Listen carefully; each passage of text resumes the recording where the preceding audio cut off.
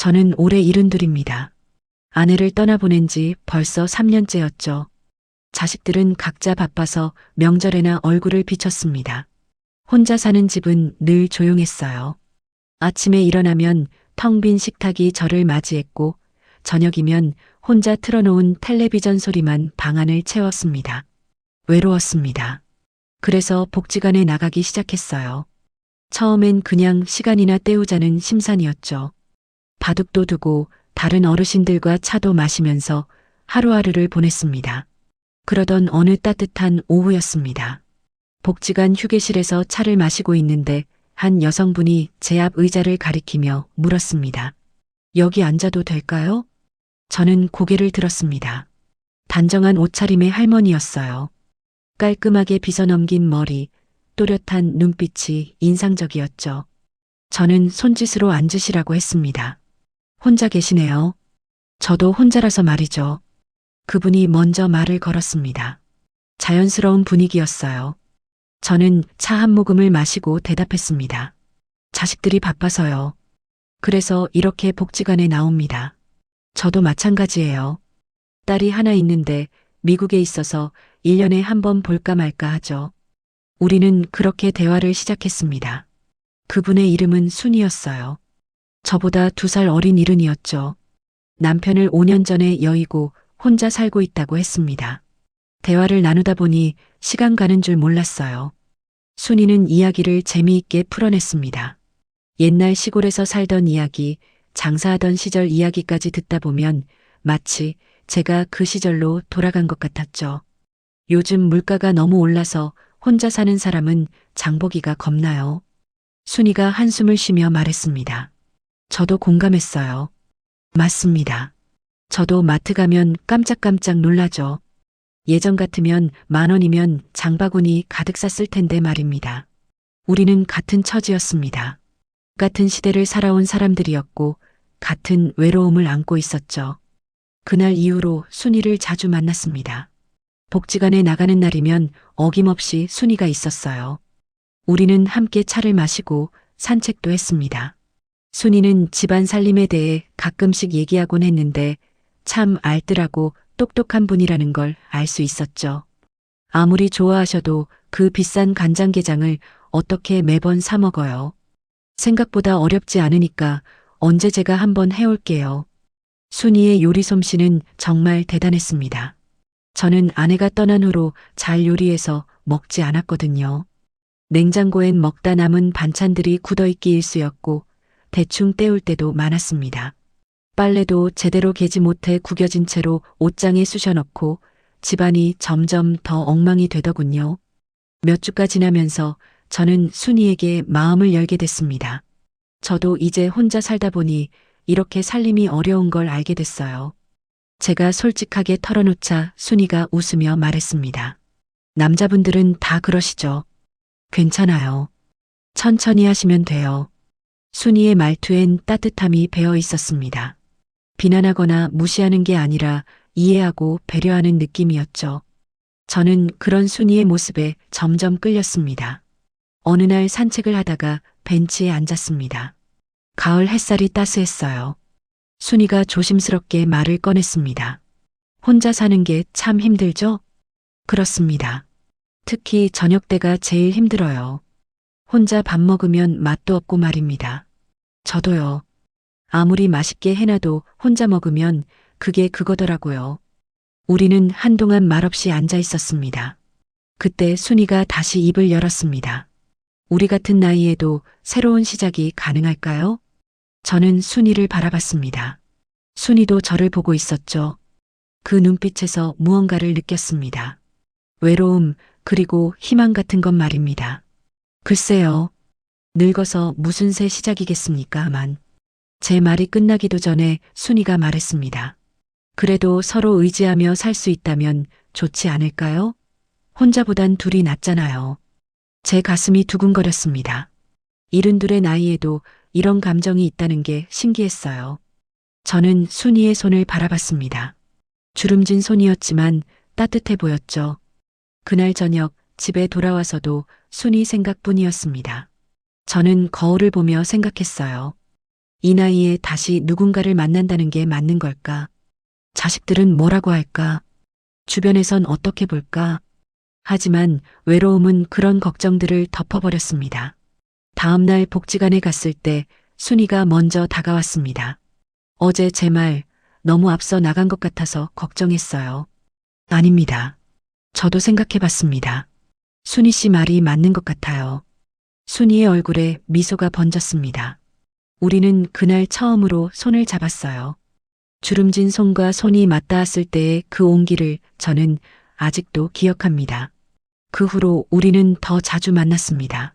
복지관뿐만 아니라 집 근처 공원에서도 만났죠.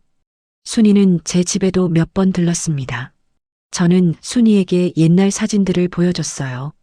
젊은 시절 사진, 아내와 찍은 사진, 자식들 어렸을 때 사진까지 말입니다. 참 행복해 보이시네요. 순이가 사진을 보며 말했습니다. 저는 고개를 끄덕였어요. 그땐 그랬습니다. 지금은 그 시절이 꿈 같아요. 순이도 자신의 이야기를 들려줬습니다.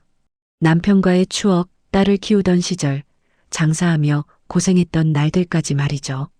우리는 서로의 과거를 나누며 점점 가까워졌습니다.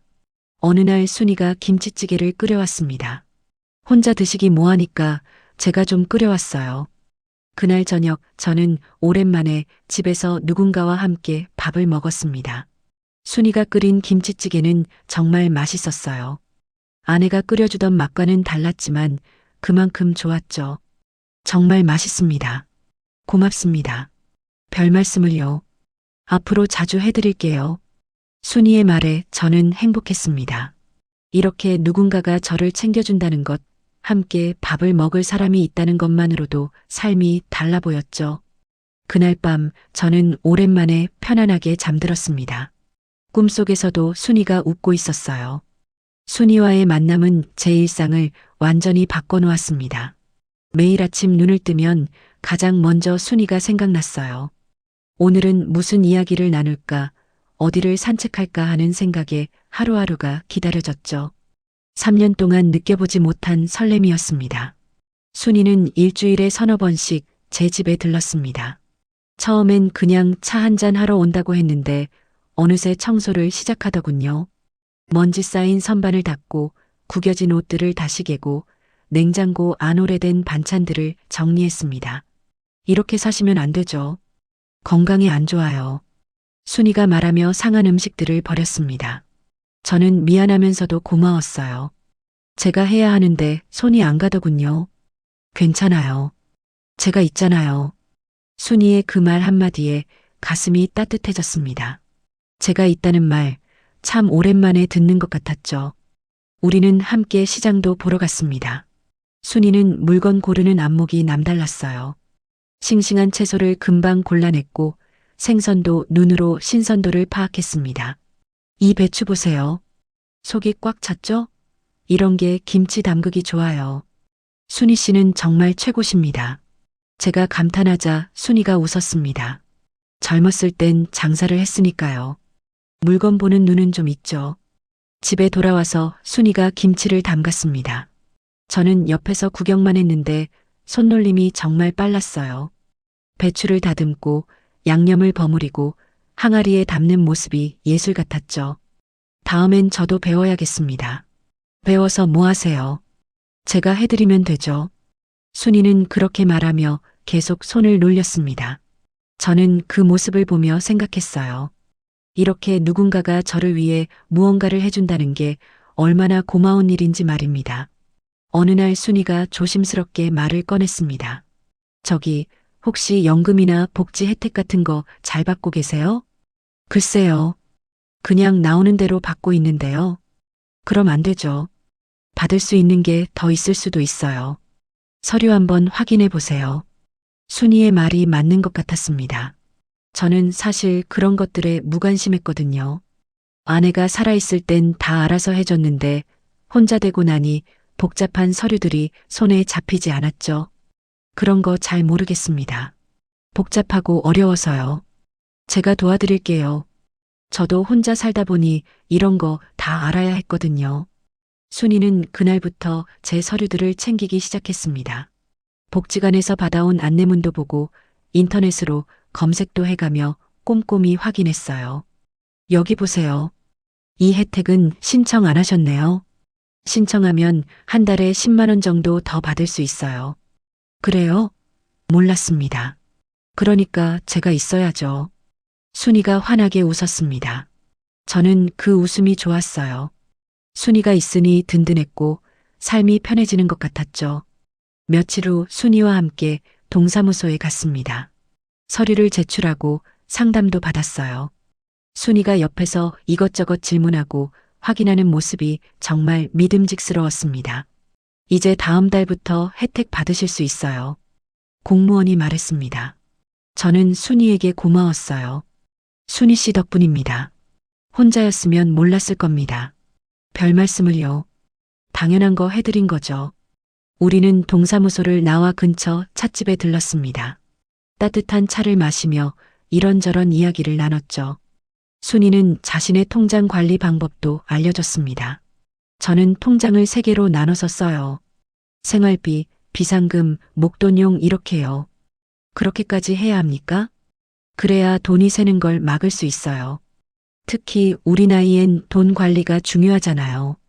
순이 말이 맞았습니다. 저도 요즘 들어 돈이 어디로 가는지 모르겠더라고요. 계획 없이 쓰다 보니 통장 잔고가 자꾸 줄어들었죠. 저도 좀 배워야겠습니다. 제가 도와드릴게요. 같이 계획 세워봐요. 그날 저녁 순이가 제 집에 와서 가계부를 정리해줬습니다.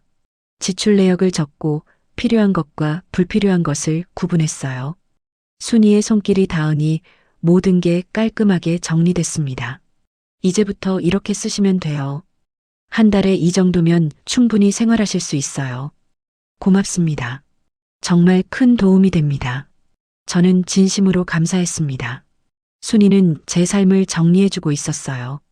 혼자서는 엉망이었던 일상이 순이 덕분에 제자리를 찾아가고 있었죠. 어느 날 산책하다가 순이가 말했습니다. 우리 이렇게 지내는 거 참 좋네요. 저도 그렇게 생각합니다. 그럼 좀 더 진지하게 생각해 볼까요? 우리 앞으로 말이에요. 저는 순이가 무슨 말을 하려는지 알았습니다. 결혼 이야기였죠. 글쎄요. 이 나이에 무슨, 나이가 무슨 상관이에요. 서로 의지하고 살면 되죠. 순이 말도 맞았습니다. 저는 고민했어요. 결혼을 한다면 순이와의 삶은 더 안정적일 것 같았죠. 하지만 자식들 반응이 걱정됐습니다. 자식들이 뭐라고 할까봐 그렇습니다. 어차피 우리 인생이에요. 우리가 행복하면 되는 거 아닐까요? 순이 말에 용기가 났습니다. 맞아요. 제 인생인데 제가 선택해야죠. 며칠 후 순이와 다시 은행에 갔습니다. 이번엔 통장 정리 때문이었어요. 순이가 제 통장 몇 개는 합치는 게 좋겠다고 했거든요. 여러 개로 나뉘어 있으면 관리가 힘들어요. 3개만 남기고 다 정리하세요. 은행 직원도 순이 말에 동의했습니다. 저는 순이가 시키는 대로 했어요. 믿었으니까요. 통장을 정리하고 나오면서 순이가 말했습니다. 이제 좀 정리됐죠? 앞으로 제가 잘 챙겨드릴게요. 순이 씨만 믿습니다. 저는 진심이었습니다. 순이는 저를 위해 이렇게 애쓰고 있었고 저는 그런 순이가 고마웠어요. 집에 돌아와서 순이가 저녁을 차려줬습니다. 된장찌개에 고등어구이, 반찬도 여러 가지였죠. 식탁에 마주 앉아 밥을 먹는데 문득 생각했습니다. 이게 바로 가족이구나. 혼자 먹던 밥상과는 달랐어요. 누군가와 함께 먹으니 밥맛도 좋았고 이야기도 나눌 수 있었죠. 맛있습니다. 역시 순이 씨 손맛은 최고예요. 많이 드세요. 더 해드릴게요. 그날 밤 순이가 돌아간 후 저는 혼자 앉아 생각했습니다. 순이와 함께하는 삶 나쁘지 않았어요. 아니, 정말 좋았습니다. 외롭지 않았고 누군가 저를 챙겨주니 마음이 편했죠. 결혼을 진지하게 고민하기 시작했습니다. 순이도 원하고 저도 원했으니까요. 다만 시기를 언제로 할지 자식들에게 어떻게 말할지가 문제였죠. 하지만 그땐 몰랐습니다. 이 모든 게 시작일 뿐이라는 걸 말이에요. 순이와 함께한 지 2달쯤 지났을 때였습니다. 그날도 순이가 집에 와서 청소를 하고 있었어요. 저는 거실에 앉아 신문을 보고 있었죠. 순이가 걸레질을 하다가 문득 멈추더니 제 쪽으로 왔습니다. 저기 말씀드리기가 좀 그런데요. 순이의 목소리가 평소와 달랐습니다. 조심스러웠어요. 무슨 일입니까? 편하게 말씀하세요. 사실은요, 화장실 누수 공사를 해야 하는데요. 아래층에서 물이 샜대요. 빨리 고쳐달라고 하는데 갑자기 돈을 구할 수가 없어서요. 순이의 표정이 어두웠습니다. 걱정스러운 얼굴이었죠. 얼마나 필요하십니까? 200만 원 정도요. 다음 달 연금 나오면 바로 갚을게요. 정말 급해서 그래요. 저는 주저하지 않았습니다. 순이가 그동안 저를 위해 얼마나 많은 일을 해줬는데요. 이 정도는 당연히 도와줘야죠. 알겠습니다. 내일 은행 가서 찾아드리죠. 정말요? 고마워요. 꼭 갚을게요. 순이가 제 손을 꽉 잡았습니다. 그 손이 떨리고 있었어요. 저는 순이가 정말 급한가 보다 생각했죠. 다음 날 은행에서 200만 원을 찾아 순이에게 건넸습니다. 순이는 몇 번이나 고맙다고 했어요. 꼭 다음 달에 갚을게요. 약속해요. 천천히 하셔도 됩니다. 급하지 않으니까요. 그로부터 한 달 후 순이가 정말 돈을 갚았습니다. 약속대로였죠.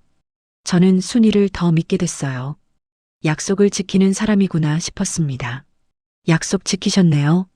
당연하죠. 제가 빌린 건데요. 순이가 웃으며 말했습니다. 저는 안심했어요. 이 사람은 믿을 수 있는 사람이라고 생각했죠. 그런데 한 달쯤 지나서였습니다. 순이가 또 돈이 필요하다고 했어요. 이번엔 표정이 더 심각했습니다. 딸아이 병원비 때문에 급하게 돈이 좀 필요해요. 미국에서 급히 연락이 왔거든요. 500만 원 정도 든대요. 걱정하지 마세요. 제가 도와드릴게요. 큰 돈이었지만 저는 이번에도 흔쾌히 응했습니다. 지난번에 갚았으니까 이번에도 갚겠죠. 순이를 믿었으니까요. 은행에서 500만 원을 찾아 순이에게 줬습니다. 순이는 이번에도 꼭 갚겠다고 눈물을 글썽이며 말했어요. 2달 안에 꼭 갚을게요. 천천히 하세요. 걱정 마시고요. 하지만 이번엔 달랐습니다. 2달이 지나도 돈을 갚지 않았어요. 제가 먼저 말을 꺼내기가 뭐해서 그냥 기다렸죠. 그러던 어느 날 큰아들이 집에 들렀습니다. 아버지, 요즘 어떻게 지내세요? 그냥 그렇지. 순이 씨랑 잘 지내고 있어. 순이 씨요? 복지관에서 만난 그분이요? 큰아들의 표정이 굳었습니다. 뭔가 할 말이 있는 것 같았어요. 왜 그러냐?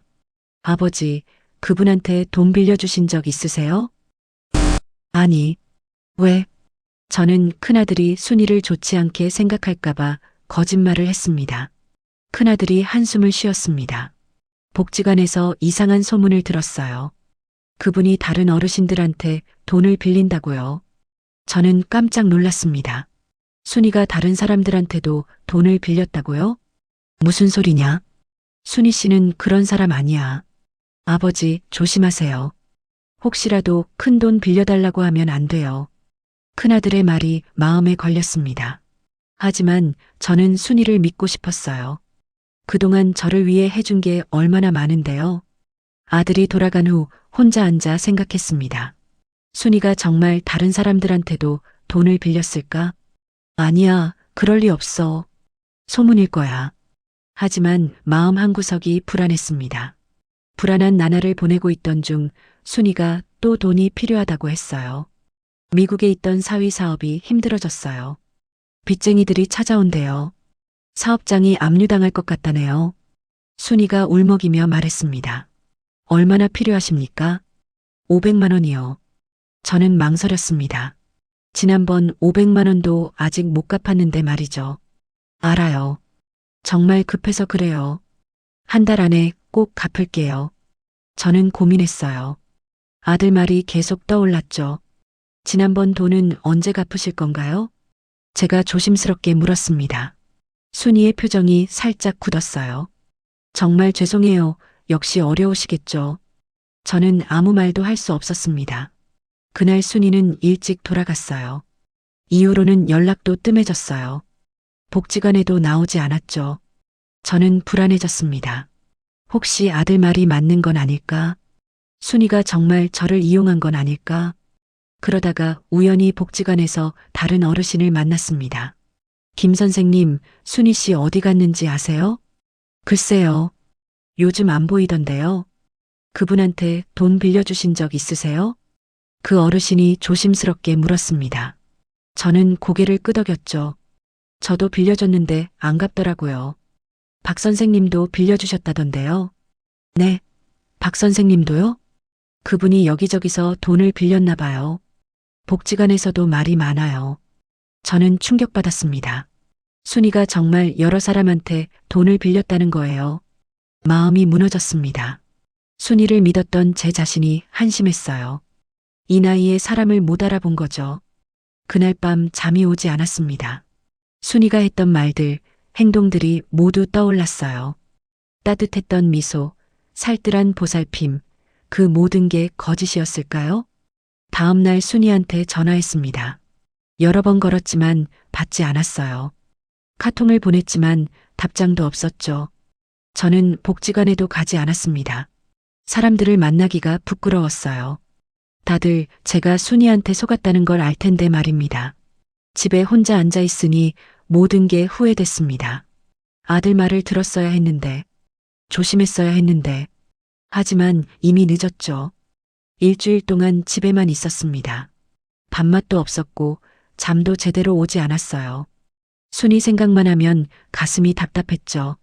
믿었던 사람한테 배신당했다는 생각에 화도 났지만 한편으론 제 자신이 한심했습니다. 큰아들이 다시 찾아왔습니다. 아버지, 얼굴이 왜 그래요? 편찮으세요? 아니다. 괜찮아.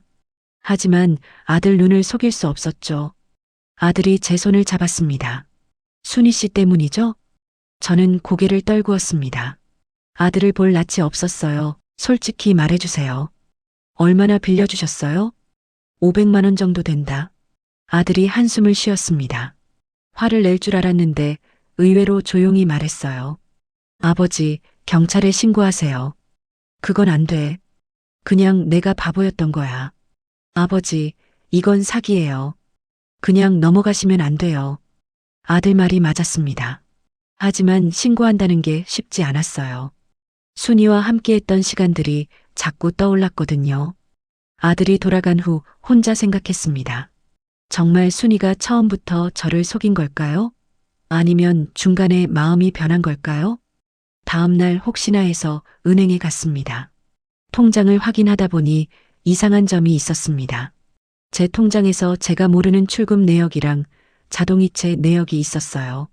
소액이었지만 여러 번 나갔더라고요. 이 출금 내역은 뭡니까? 제가 찾은 기억이 없는데요. 고객님, 그건 체크카드로 출금된 내역입니다. 체크카드요?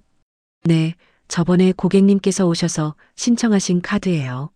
저는 체크카드를 신청한 기억이 없었어요.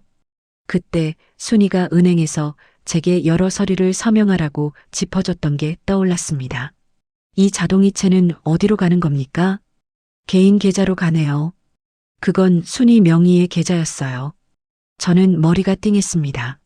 순이가 제 연금을 자기 통장으로 빼돌리고 있었던 거예요. 매달 30만 원씩 말입니다. 당장 중지시켜 주세요. 네, 알겠습니다. 은행을 나오는데 다리에 힘이 풀렸습니다. 벤치에 앉아 한참을 있었어요. 순이가 정말 저를 이용했구나. 처음부터 계획했던 거구나. 집에 돌아와서 서랍을 뒤졌습니다. 순이가 정리해준다며 챙겼던 서류들을 찾았어요. 연금 관련 서류, 통장 사본, 심지어 보험 서류까지 있었죠. 더 자세히 보니 이상한 점이 또 있었습니다. 제 보험 수익자가 바뀌어 있었어요. 원래는 아들들이었는데 순위로 되어 있었죠. 저는 보험회사에 전화했습니다.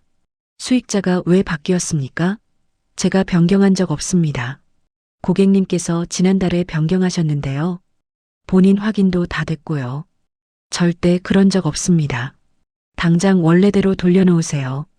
전화를 끊고 나니 온몸에 식은땀이 났습니다. 순이가 얼마나 치밀하게 준비했는지 알겠더라고요. 그날 저녁 복지관 관장님한테 전화가 왔습니다. 선생님, 혹시 순이 씨 연락처 아세요? 왜 그러십니까? 다른 어르신들도 순이 씨를 찾고 계세요. 돈 빌려준 분들이 많거든요. 얼마나 됩니까? 제가 아는 것만 해도 5분이에요. 총액이 2천만 원은 넘을 겁니다. 저는 말문이 막혔습니다. 심장이 빨리 뛰기 시작했어요. 경찰에 신고하셔야 할 것 같아요. 관장님이 조심스럽게 말했습니다. 저도 이제 더 이상 미룰 수 없다는 걸 알았죠. 다음 날 경찰서에 갔습니다. 형사가 제 이야기를 들었어요. 순이한테 빌려준 돈, 몰래 만들어진 체크카드, 자동이체, 보험 수익자 변경까지 모든 걸 말했죠. 피해자가 선생님만이 아닌 것 같은데요. 다른 분들도 같이 신고하시면 좋겠습니다. 다른 분들도 저처럼 속았습니다. 알겠습니다. 수사 진행하겠습니다. 그분 연락처 알려주세요. 저는 순이 전화번호를 알려줬습니다. 형사가 바로 전화했지만 받지 않았어요. 주소는 아세요? 들은 적은 있는데 정확히는 모릅니다. 형사가 고개를 끄덕였습니다.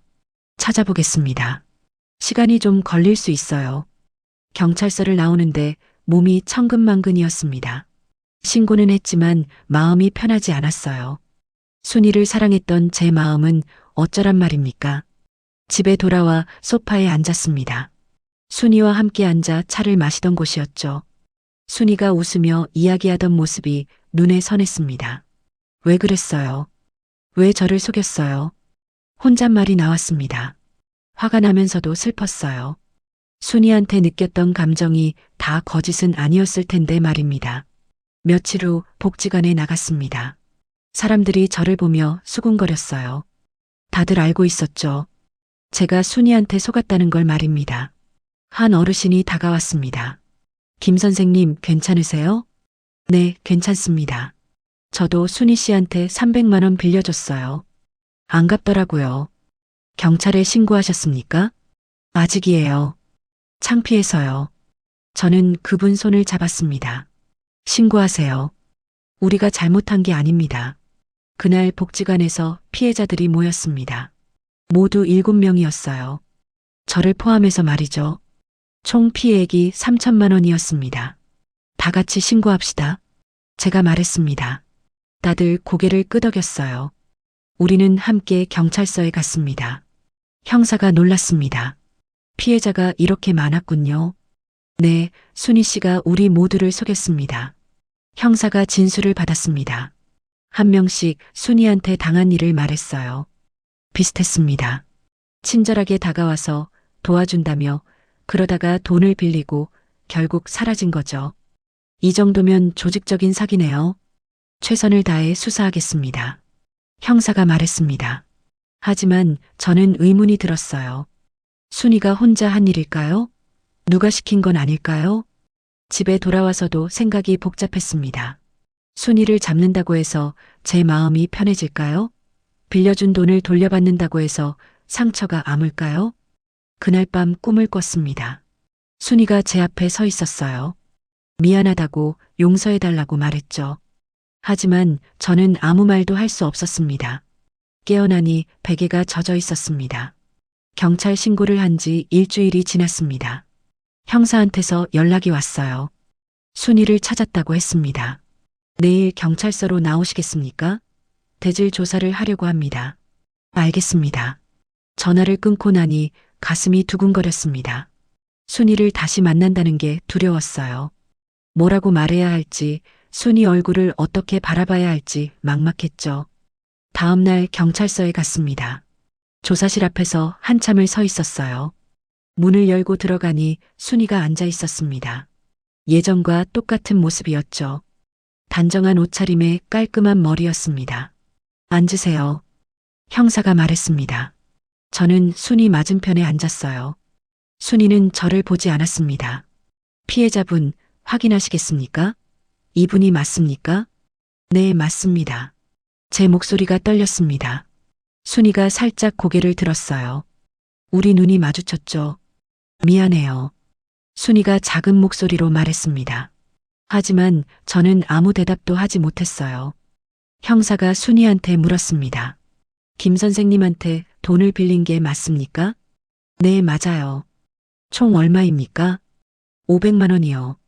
왜 갚지 않았습니까? 순이가 대답하지 않았습니다. 형사가 다시 물었죠. 자동이체도 당신이 신청한 겁니까? 네. 김 선생님 동의를 받았습니까? 그건 순이가 말을 흐렸습니다. 거짓말을 할 수도 없고 사실대로 말하기도 곤란했던 거죠. 선생님, 자동이체 신청한 거 기억하세요? 형사가 저한테 물었습니다. 아닙니다. 모르고 서명했습니다. 순이 씨가 연금 관련 서류라고 했거든요. 순이가 고개를 떨구었습니다. 조사가 끝나고 밖으로 나왔습니다. 순이도 뒤따라 나왔어요. 저는 멈춰섰죠. 왜 그랬어요? 제가 물었습니다. 순이가 저를 바라봤어요. 눈가가 붉어져 있었죠. 돈이 필요했어요. 그래서 저를 속인 겁니까? 처음엔 아니었어요. 정말로 좋아했어요. 순이 목소리에 힘이 없었습니다. 그럼 언제부터 달라진 겁니까? 빚이 있었어요. 많이요. 갚아야 하는데 방법이 없었어요. 순이가 떨리는 목소리로 말했습니다. 그래도 이건 아니잖아요. 저를 이용한 거잖아요. 미안해요. 정말 미안해요. 순이가 울기 시작했습니다. 저는 멈출 수가 없었어요. 다른 분들은요? 돈이 필요해서 속인 겁니까? 네. 다른 분들은 처음부터 계획한 겁니까? 순이가 고개를 끄덕였습니다.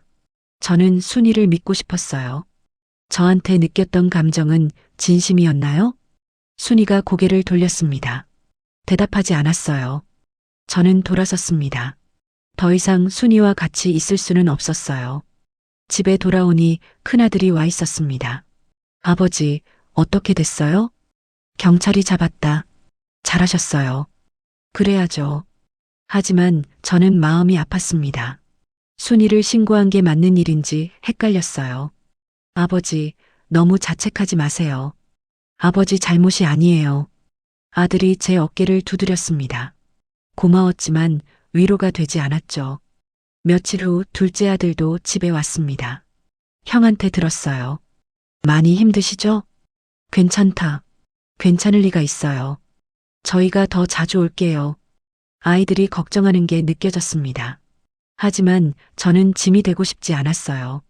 너희들 바쁜데 신경 쓰지 마라. 아버지는 괜찮아. 아버지, 이번 일로 많이 상처받으셨을 텐데 혼자 계시면 안 돼요. 둘째 아들이 진지하게 말했습니다.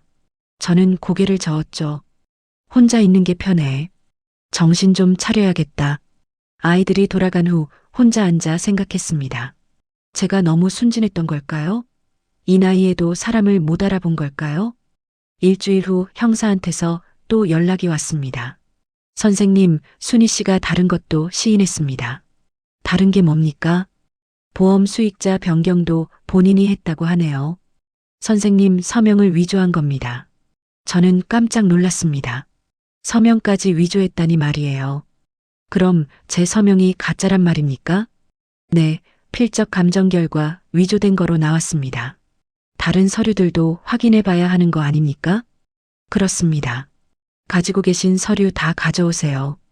저는 집에 있는 서류들을 모두 챙겨 경찰서로 갔습니다. 연금 서류, 은행 서류, 보험 서류까지 말이죠. 형사가 하나하나 확인했습니다. 이건 선생님이 직접 서명하신 게 맞습니까? 그건 제가 한 겁니다. 이건요?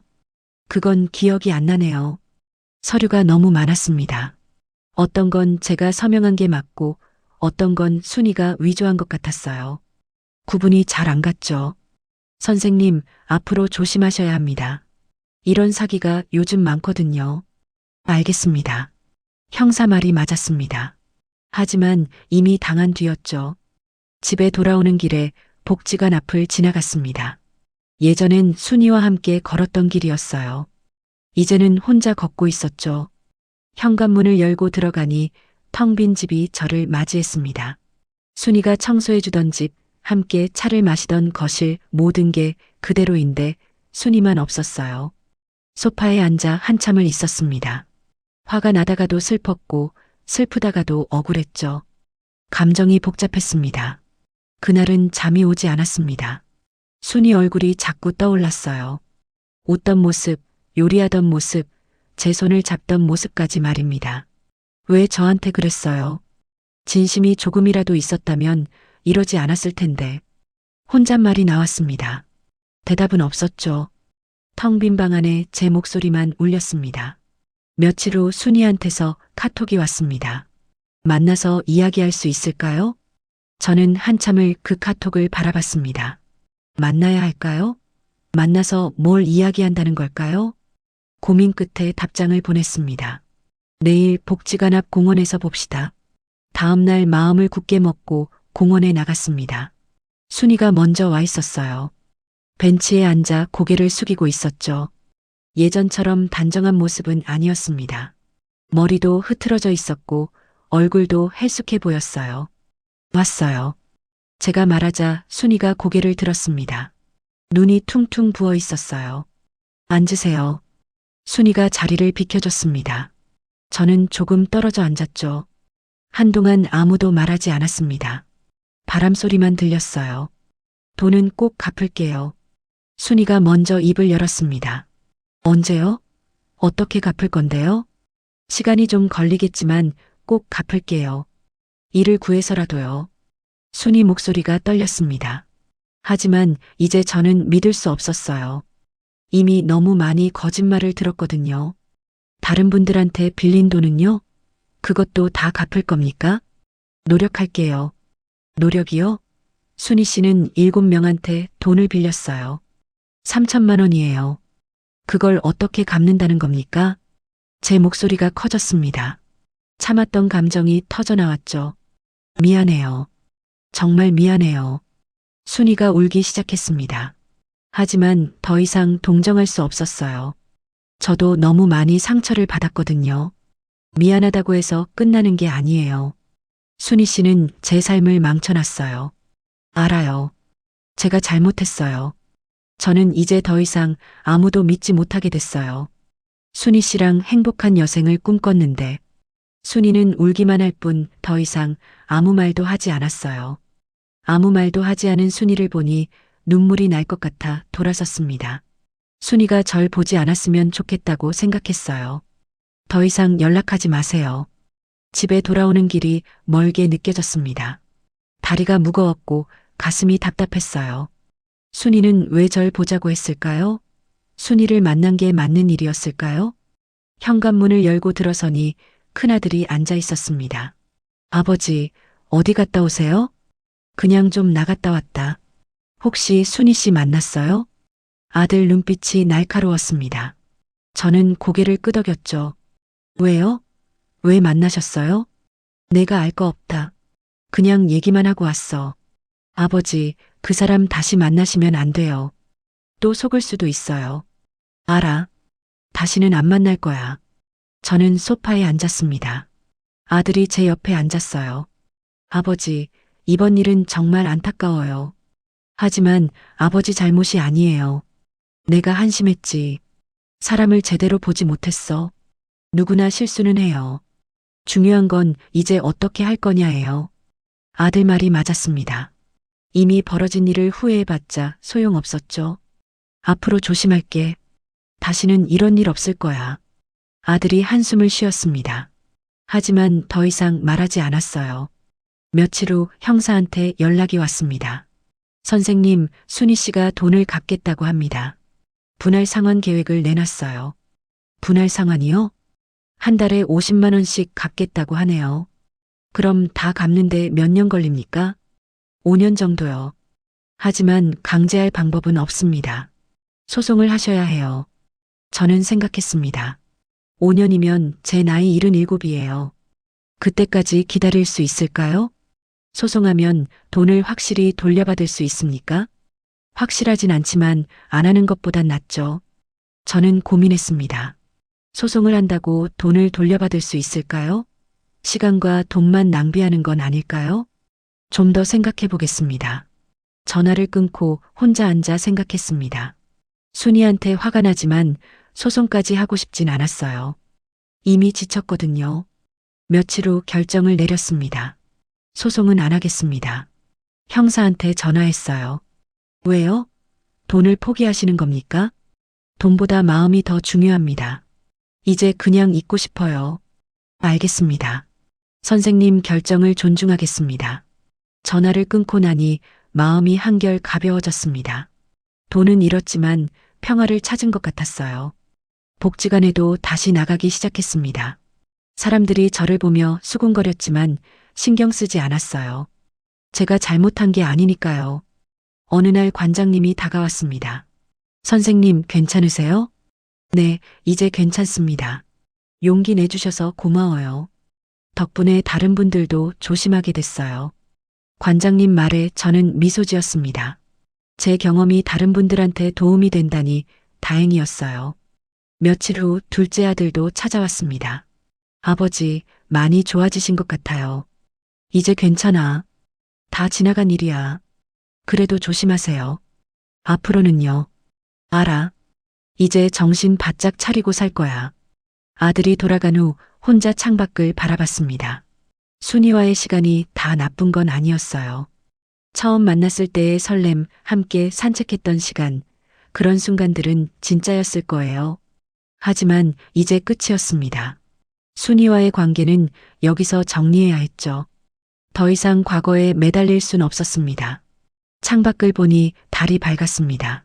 저는 창문을 열고 깊게 숨을 들이마셨어요. 차가운 공기가 폐를 채웠죠. 이제 다시 시작이야. 혼잣말을 했습니다. 새로운 시작, 이번엔 제대로 살아가겠다고 다짐했어요. 순이와의 마지막 만남 이후 3달이 지났습니다. 처음엔 힘들었어요. 밤마다 순이 생각이 났고 외로움이 밀려왔죠. 하지만 시간이 지나면서 조금씩 나아졌습니다. 복지관에서 새로운 프로그램이 시작됐습니다. 노인 사기 예방 교육이었어요. 강사가 말했습니다. 요즘 노인들을 대상으로 한 사기가 많습니다. 특히 감정을 이용한 사기가 늘고 있죠. 제 이야기 같았습니다. 강사는 계속 말했어요. 친절하게 다가와서 신뢰를 얻은 뒤 금전을 요구합니다. 조심하셔야 해요. 교육을 듣고 나니 제가 얼마나 쉽게 속았는지 알겠더라고요. 순이가 쓴 방법이 전형적인 사기 수법이었던 겁니다. 교육이 끝나고 강사한테 다가갔습니다. 제 경험을 나눌 수 있을까요? 물론입니다. 실제 경험담이 가장 도움이 되죠. 다음 교육 시간에 제가 나가서 이야기했습니다. 순이를 만난 것부터 속은 것까지 솔직하게 말했어요. 저는 순이 씨를 믿었습니다. 제가 외로웠고 누군가 필요했죠. 그 마음을 순이 씨가 이용했어요. 사람들이 진지하게 들었습니다. 여러분도 조심하세요. 아무리 좋은 사람처럼 보여도 돈 이야기가 나오면 의심하세요. 제 이야기가 끝나자 박수가 나왔습니다. 한 어르신이 다가와 말했어요. 용기 내주셔서 고마워요. 덕분에 정신 차렸습니다. 그 말에 보람을 느꼈습니다. 제 경험이 다른 분들한테 도움이 된다니 다행이었어요. 집에 돌아와 거울을 봤습니다. 주름진 얼굴이 보였어요. 하지만 예전보다 단단해 보였습니다. 이번 일을 겪으며 강해진 거죠. 큰아들이 전화했습니다. 아버지, 요즘 어떠세요? 좋아. 복지관에서 강연도 하고 있어. 강연이요? 사기 예방 교육인데 내 경험을 나누고 있지. 잘하셨어요. 아버지 경험이 다른 분들한테 도움될 거예요. 아들 목소리에서 안심이 느껴졌습니다. 저도 이제 정말 괜찮았으니까요. 며칠 후 둘째 아들도 찾아왔습니다. 아버지, 표정이 많이 밝아지셨어요. 그래, 마음을 비우니까 편해지더라. 이제 다시 누군가 만나실 생각은 없으세요? 아들이 조심스럽게 물었습니다. 저는 고개를 저었죠. 아니야. 혼자 사는 게 편해. 이제 나이도 많은데 뭘. 외로우시지 않으세요? 외롭긴 하지. 하지만 괜찮아. 너희들도 있고 복지관 친구들도 있잖아. 아들이 제 손을 잡았습니다. 아버지, 사랑해요. 나도 사랑한다. 아들이 돌아간 후 혼자 창밖을 바라봤습니다. 계절이 또 바뀌고 있었어요. 겨울이 오고 있었죠. 순이 생각이 가끔 났습니다. 어떻게 지내고 있을까요? 후회하고 있을까요? 궁금하긴 했지만 연락하지 않았습니다. 그렇게 또 2달이 지났습니다. 어느 날 복지관에 새로 오신 어르신이 제게 다가왔어요. 혼자 계시네요. 같이 차 한잔 하시겠어요? 저는 잠시 망설였습니다. 또 누군가를 믿어도 될까요? 좋습니다. 우리는 함께 차를 마셨습니다. 가벼운 대화를 나눴어요. 조심스러워지더라고요. 너무 빨리 마음을 줄까 봐요. 집에 돌아와 일기를 썼습니다. 오늘 새로운 사람을 만났다. 좋은 사람 같다. 하지만 천천히 알아갈 것이다. 펜을 놓고 창밖을 봤습니다. 별이 떠 있었어요. 순이와의 시간은 제게 큰 상처를 남겼습니다. 하지만 교훈도 줬죠. 사람을 너무 쉽게 믿으면 안 된다는 것, 외로움 때문에 판단력을 잃으면 안 된다는 것 말입니다. 이제 저는 더 조심할 겁니다. 하지만 완전히 마음을 닫지는 않을 거예요. 그래도 사람은 필요하니까요. 72의 나이에 이런 일을 겪다니 생각지도 못했습니다. 하지만 인생이 원래 그런 거죠. 예상치 못한 일들이 일어나고 우리는 그걸 견뎌내는 겁니다. 저는 견뎌냈습니다. 힘들었지만 이겨냈어요. 그게 자랑스러웠습니다. 다음 날 아침 일찍 일어났습니다. 공원으로 산책을 나갔어요. 찬 공기가 상쾌했죠. 걸으면서 생각했습니다. 앞으로 남은 시간을 어떻게 살 것인가. 후회 없이 살고 싶었어요. 더 이상 속지 않고 현명하게 살고 싶었습니다. 벤치에 앉아 해가 뜨는 걸 봤습니다. 새로운 하루가 시작되고 있었어요. 새로운 시작이야. 혼잣말을 했습니다. 순이와의 일은 이제 끝이었어요. 앞으로는 제 인생을 살 겁니다. 황혼의 사랑도 때로는 아픈 교훈을 남깁니다. 하지만 그 교훈이 저를 더 단단하게 만들었어요. 저는 이제 혼자지만 외롭지 않습니다. 제 안에 힘이 있으니까요. 상처를 이겨낸 힘, 다시 일어선 용기가 있습니다. 그것만으로도 충분했습니다. 해가 완전히 떠올랐습니다. 저는 일어나 집으로 돌아갔어요. 오늘도 살아갈 하루가 기다리고 있었습니다. 그렇게 저의 이야기는 끝이 났습니다. 아픈 기억이지만 잊지 않을 겁니다. 그 기억이 저를 지켜줄 테니까요.